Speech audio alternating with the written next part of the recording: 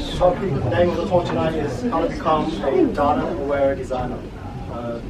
Data visualization is what I do. So maybe let's a little bit of bio about me. So I moved to Australia at age 13 in 1996, a long time ago. Studied bioinformatics. If you don't know what bioinformatics is, it's a combination of biological science and computer science. And then I decided I didn't like it because it was too dry, too much coding and lab work. So I switched to interaction design at Sydney University as a postgrad, and then worked as an interaction designer / developer.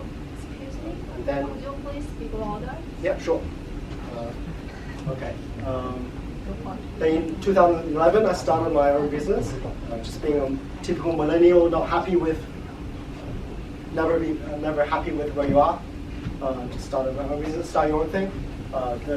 The business is called Small Multiples. It's a data visualization agency. So it's a design agency. We also do build digital products, but with a focus in visualizing data, turning numbers into visuals easily understandable, interpretable.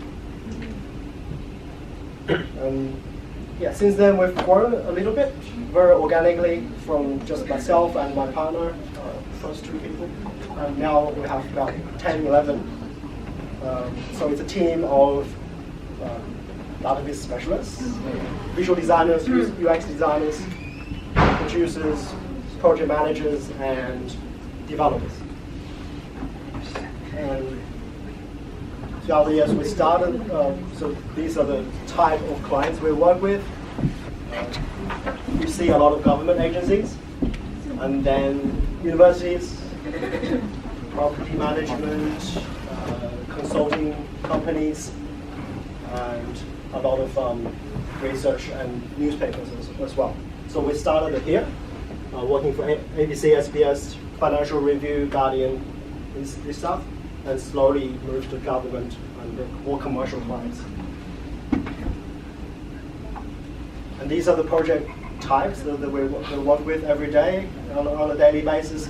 So just to give you a few examples, we have built tools for scientists to find biomarkers, so little signals in human body to solve motor neuron disease. So if your power lines fall back down, there are genetic reasons for those kind of diseases, but genomic data is huge.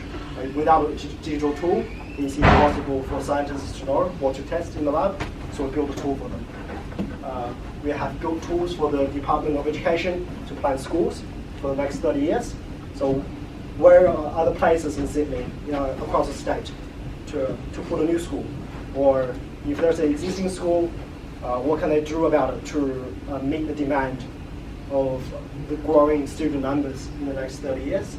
Whether to build a new building or demolish and rebuild, or just put in a demountable or other strategies. So again, we built a visualization tool for them so they can do this kind of planning very efficiently and save money for taxpayers' money and accommodate students' needs.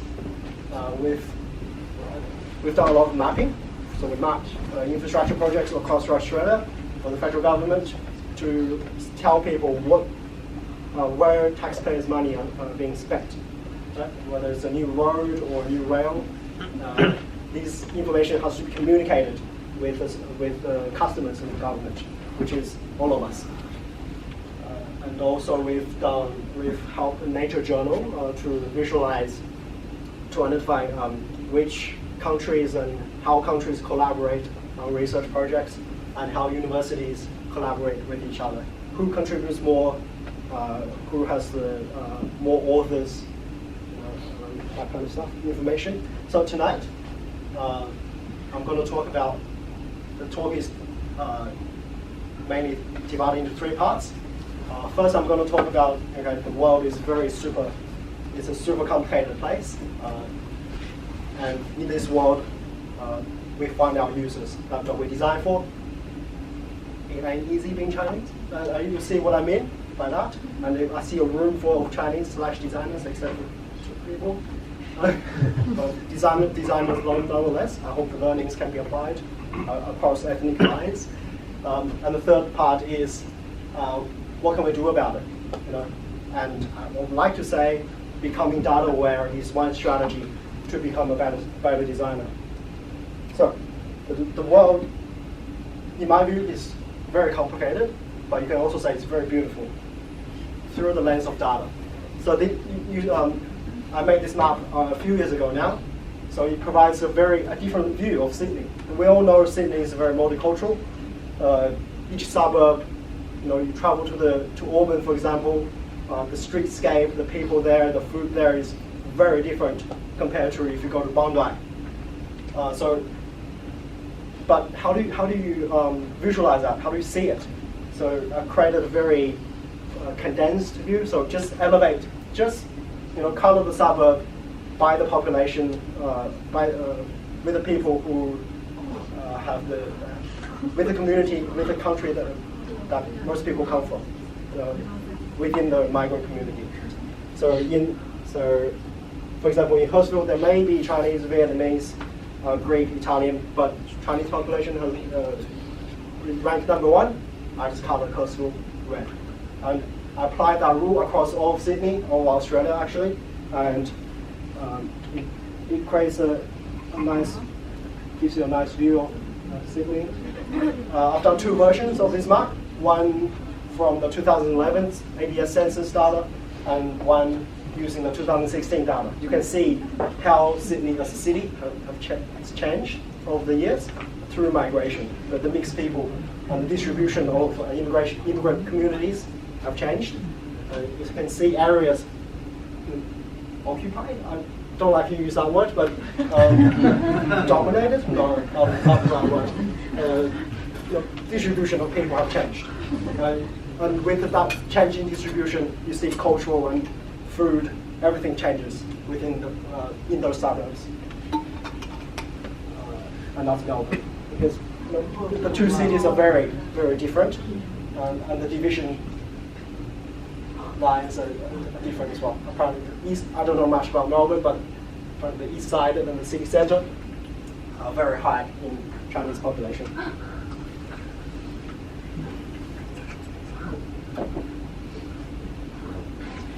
Here's another view of the same data. Right? The previous map shows you a very simplified view of the world, but the next one shows you the complexity, because each suburb is made up of different types of people. How do we show it? Okay, so I translated each person, each 5 people or 10 people, I don't remember the exact number, into a dot. So if there are 10 Chinese or Greek people in that suburb, they become a dot of different color. And you can see the transition from the eastern Sydney to west. It gradually changes. And the demographics, the transition of demographics is super interesting.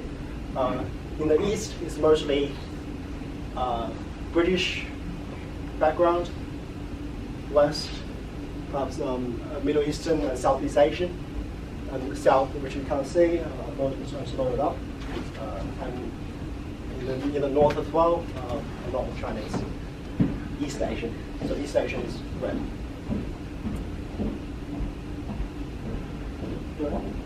Just another way to map the city. Instead of geographic boundaries by road or by rail, by physical boundaries, you can map the city. You can see the city through people.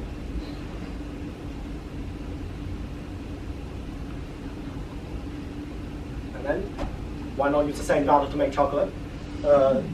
Just another way to visualize. In this case, data physicalization. Data is translated in each suburb. So we picked 12 top ancestries. Ancestry means the one of when you fill out the census form, you declare your parent is from a certain country. So we picked the top 12 ancestries in Sydney and identified which 12 suburbs those ancestries are associated with, and each one of those 12 gets translated into a piece of chocolate. But do check the link and you can check it out. each piece of chocolate. So this is a collaboration between small multiples. So we do digital stuff with the chocolate maker. They're called Bake Down. Used to be called Bake Down. Now it's called Melt Down. I think they changed the name. So it's an interesting, creative sort of art, fruit art, visualization art project. You can read more about it. So these are the 12 suburbs. So the chocolate maker designed the flavors for each one of the suburbs to represent, say, English or Lebanese. So those favorite flavors. So date, rose water, pistachio represents Lebanese, which predominantly is a lot of them live in Grenada. Another way to, so this is a way to taste and feel the city sitting in your hand and in your mouth.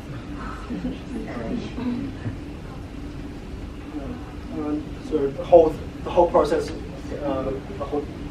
people from my team and from our collaborator really enjoy the process. Involved chocolate making, involves data visualization, involves 3D printing. So each piece of chocolate has the local streets imprinted on top, so I had to make some custom molds, custom manufacturing process, and also some map making, unconventional nice maps. How much? We only made 25 boxes, 50 boxes, 25 boxes. It's very hard to do, it costs too much to make, so it's not commercially viable. And then because Chinese. Even though I moved here when I did receive an education, primary school education, I can read Chinese, I can type, writing, maybe I lost that ability a little bit. But I'm still interested in the origin of my culture. So I'm also interested in how computers work. And in this case, I created this project to demonstrate how code, how algorithm can see Chinese characters. How computers see Chinese characters without the computer. They don't understand the cultural context. They haven't received any education, but all they see, the computer is seeing pixels, pixel values, black or white, in a matrix. So I use this algorithm to use the code to classify and cluster Chinese characters together by similarity, just by visual similarity. It's slower because quite a bit of data, 8,000 characters. So I just want to see, so is there a hidden pattern amongst the Chinese writing system?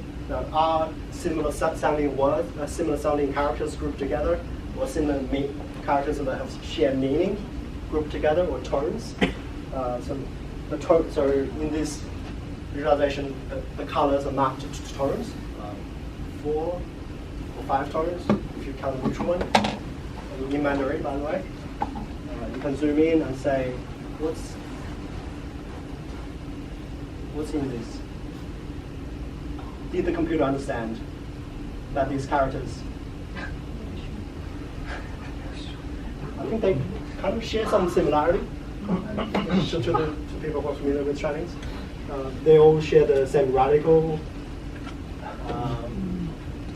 If you click it for people who are interested in, what is this character? What's the meaning? What's the definition? You can also listen to it. Speak it up more. Well, you can. So you can see, so it essentially created a universe of Chinese characters. Imagine each character is a star, and then they attract each other, grouped by similarity, almost like a representation of the Big Bang. Another art projects. So, but here comes the dark part. So the world isn't all about harmony, stars, and conflict. There are some things that are not as nice. So that takes us to the second part of the talk. And easy to read in Chinese. Thank you.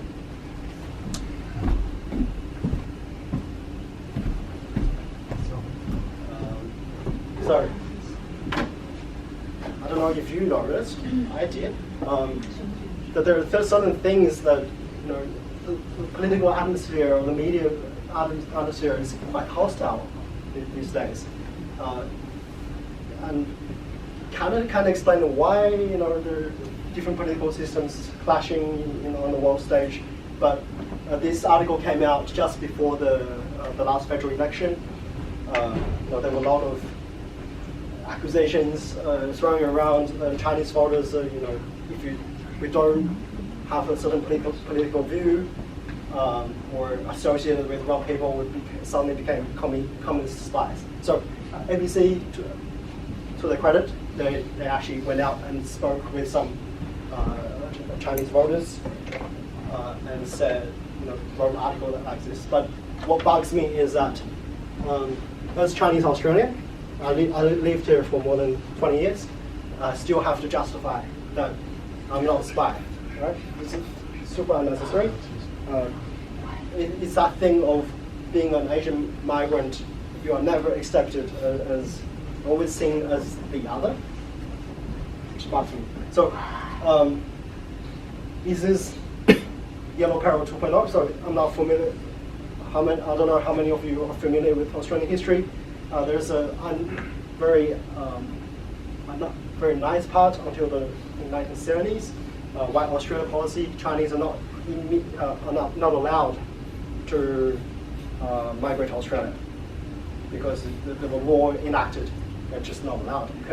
There are some tests they can take, but it's not just English test. It's a test that you can, if you pass the English test, they'll give you some other European language test. There's no way for a Chinese person to migrate to Australia. And there were lots of fear, the Yellow Peril, gambling, drugs, cheap labor.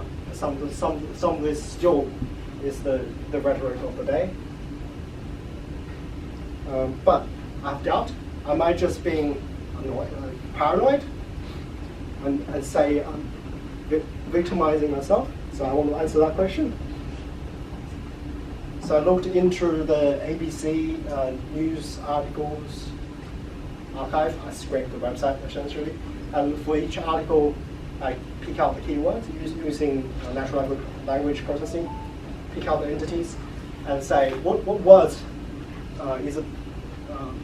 what was associated with Chinese-Australian, which means by definition Australians with Chinese ancestry. Ideally, it shouldn't be associated with anything that has to do with the words, but there's defense and Beijing and Tiananmen, all those political things. So I suspect there's algorithm discrimination by algorithm that journalists intentionally or unintentionally they create this content, or the developers create these search algorithms indexing that are creating this bias. I've done the same for African-Australians. You can see the word associations, youth, police, crime. Is that fair to associate people who have lived here or people see themselves as Australians with concepts that are just discriminatory? So that's one thing. This project, another thing I've done a few years ago now is to look at the Star Casino buses that you may see running around in suburbs, Westfields. You pick up old people from in front of Westfields from train stations. So are they targeting, is the casino targeting Chinese-speaking people and tracking them to the casino and get the money out of their pocket? Yes. So the answer is yes. So the base map shows the percentage of Chinese people in the city suburbs. The darker the color, the higher the percentage. You can clearly see the bus routes clearly are designed to run through those suburbs and to pick up passengers. Is that a coincidence? I highly doubt it. So this is the old map. I haven't done the geocode of the new bus timetable yet, but clearly there's a force that's working against the Asian immigrants. So talking about moving on forward to this year, the 2019 election, the election result. Some of you may be happy about it, may not. A lot of the more liberal thinking, orientated people are not. So once the results are out, I download it from AC, and I say, let's do the dot density map again. Right? So each dot is one volt. That's about 13 or 16 million dots on the map. And I just want to show the complexity of Australian society. Right? For example, when a suburb is won by a Labour candidate, that suburb shouldn't just be purely red, because a lot of people in that suburb voted for Green, for One Nation, for Liberal. So it's a blend of colours instead of just single colour. So I did that for the whole of Australia. But so patterns do emerge.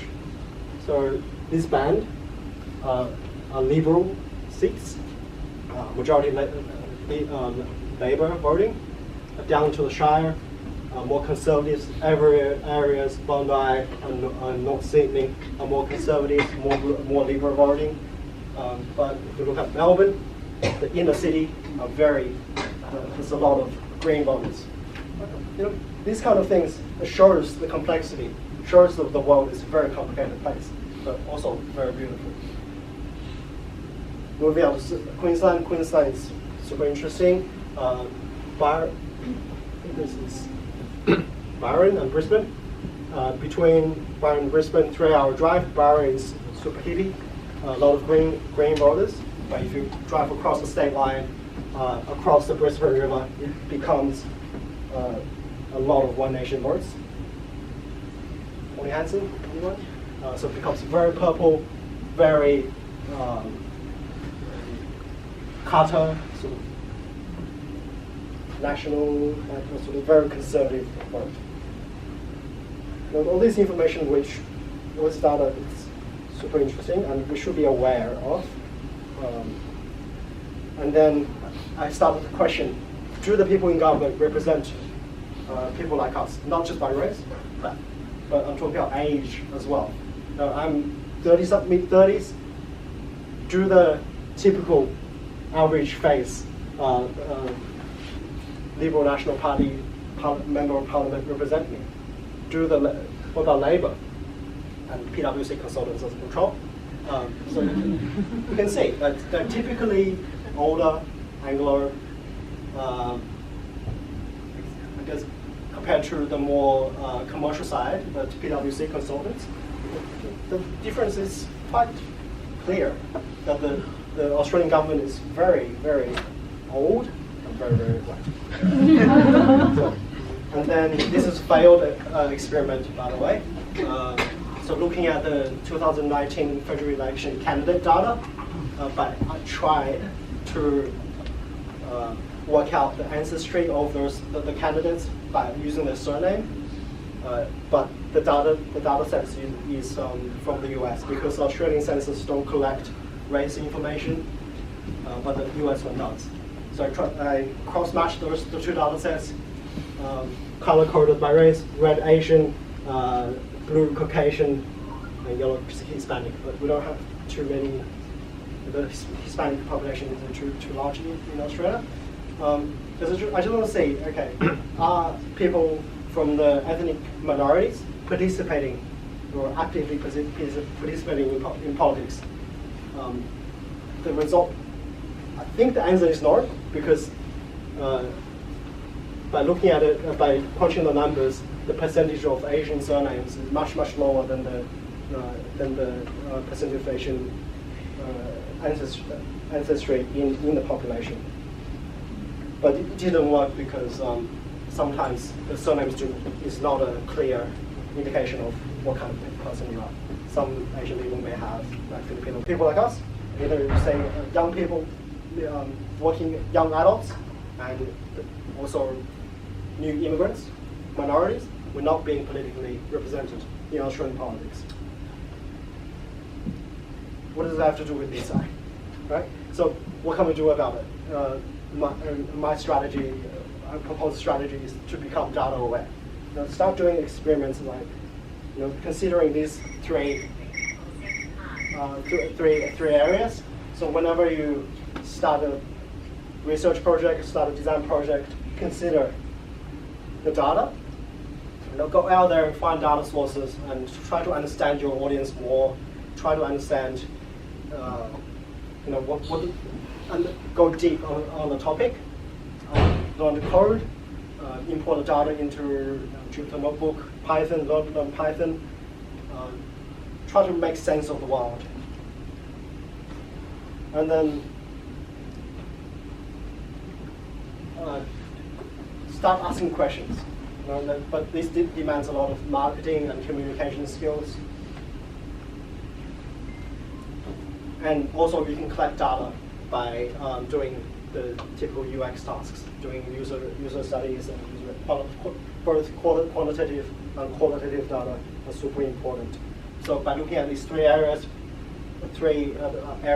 whenever you start a new design project, I think it will help you to design a product that answers the social issues that we face today, pushes for social good.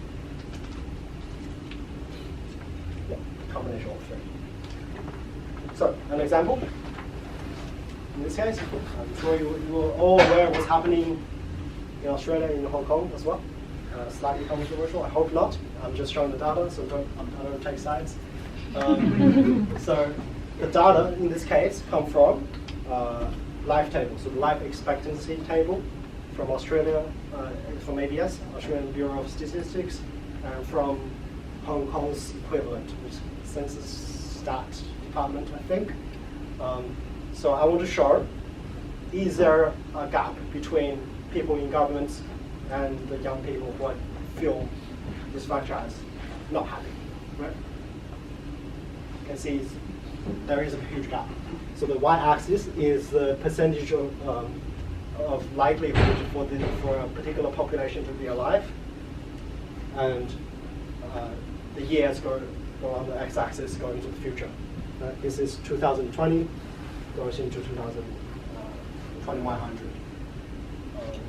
How do you read this chart? So you start off, the 100% of all the Australian members of parliament is currently alive, I hope. No one has died since I started the talk. And then, because of aging, the probability for them to be alive lessens as time goes on. So you can see a lot of them die off, and by 2075, not many of them will be alive. But the black line represents 18 to 30-year-old population. They outlive the current population, the politicians, by a lot. And the gap you can see is huge, right? So, and for this graph, I've compared the two parliaments. So one mob was elected in 2016, the lighter blue line, and the new members of parliament got elected this year, the darker blue line. And the interesting pattern is that the politicians have actually become older. The country has become more conservative. The gap between who's governing and those being governed have grown in the course of 3 years. I don't know why. Then moving on to Hong Kong, same data. So members of the Legislative Council. My understanding is that there are two types of members One's elected by voting. It's the GC, geographical constituency. So those members get voted in by normal process of voting. The other one's more like assigned. So the functional constituents. So there are more members that are pro-establishment in this type, in the FCs, and more pan-Democrats in the group that gets voted in. And the blue line represents the total of each. Same concept. How many of them will be alive by this year, right? So using this chart, you can see the the people who didn't get voted in, they're typically older. They die off sooner than the younger pandemics. But again, so and the 18 to 30-year-olds, which are on the news on a daily basis nowadays, is this line. They will live to 2100, some of them, which makes sense. They will live to 80, to over 80 years old. You can see the gap. It's huge. What does that say? It says that means the people who are governing and people who are being governed, ruled over. There's a huge generational gap. So no wonder, the two groups, there's conflict. Even in the family, if you have such a huge gap between family members, there will be conflict. And then comparing Australia and Hong Kong, I did this really quickly, so it might not be very easy to read. Some interesting things will emerge. So Hong Kong people have a higher life expectancy. Asians live longer. So you can see that line. And Australian politicians are older compared to Hong Kong politicians. And the Australian Parliament became older, which I said, in the last election compared to 2016. And the oldest group amongst all these people are the pro-establishment legislators in Hong Kong. Then, how does this apply? So I went out and found the data, did some research. I researched the audience because I know this topic will interest you.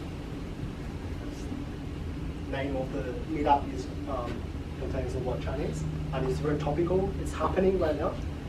And the questions I want to answer is that I picked one facet, looking at this problem, this social issue, event through one lens, which is whether the conflict is can be attributed to the gap in age. So how do you do this? Where do you find data? You can within your workplace, you can ask the mountains of data. You can the different departments. They all have lots of spreadsheets, databases. You can even go to the Slack API and download conversations, and if you get permission, all these things can reveal insights and valuable information if you know the questions you want to ask. You can also approach customers, get data from your consumers, from analytics, from external sources as well. So Australian government has a lot of open data portals. So from ABS, you can learn a lot about the people who are living in this country. You can go through the data.unsw.gov.au. There's some useful information there as well. You can get transport data, transit data. And for government, Open Australia Foundation is a good one. I'm currently working on a project that's looking at development applications across suburbs. Free data. So they pull data from different councils and aggregate it. And these people are the people you should check out. They're data-driven storytellers, data journalists. They have the luxury, they have the opportunity to work in an organization that supports this kind of data-driven storytelling. Go into a topic and work on it for 2 months and build a piece of long-form article with lots of charts and visualizations, and help the readers understand, really understand the topic.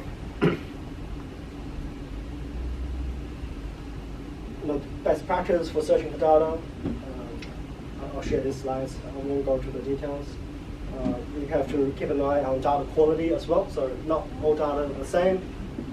You have to check whether it's up to date, whether it's complete, whether it's accurate.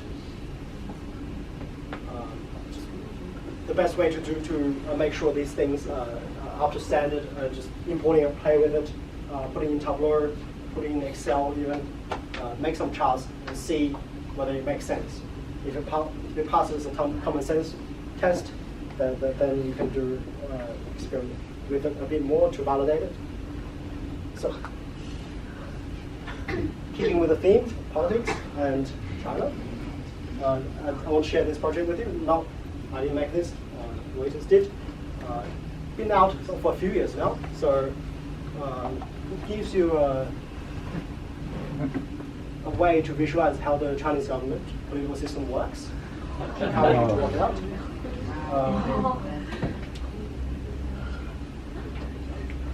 There's a party, military, government. You can click on each person and review a bio. How the party structure works. I don't think any of this is critical. It's just showing what's the information that's just showing facts. You know? Some people, and we should be open to facts. Yeah, it's quite interesting. Very well made and very informational. I encourage you to check it out if you're interested in this.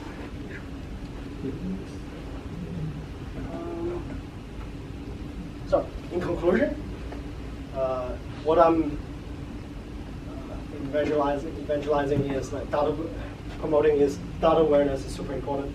It leads to self-awareness. You know more about yourself and know the world around you. By becoming more knowledgeable, more aware, perhaps you can start participating in these processes and be more active in the community and build confidence, and eventually that will lead to design leadership, which is lacking. Both leadership is lacking in the political field and also in the design field as well. So I think as people who are new to this country or worked in the industry for not that long, it's very important to have a goal to reach that. And by becoming more data literate and more aware will help you get there quicker. That's the end of my talk. Anyone free to ask questions?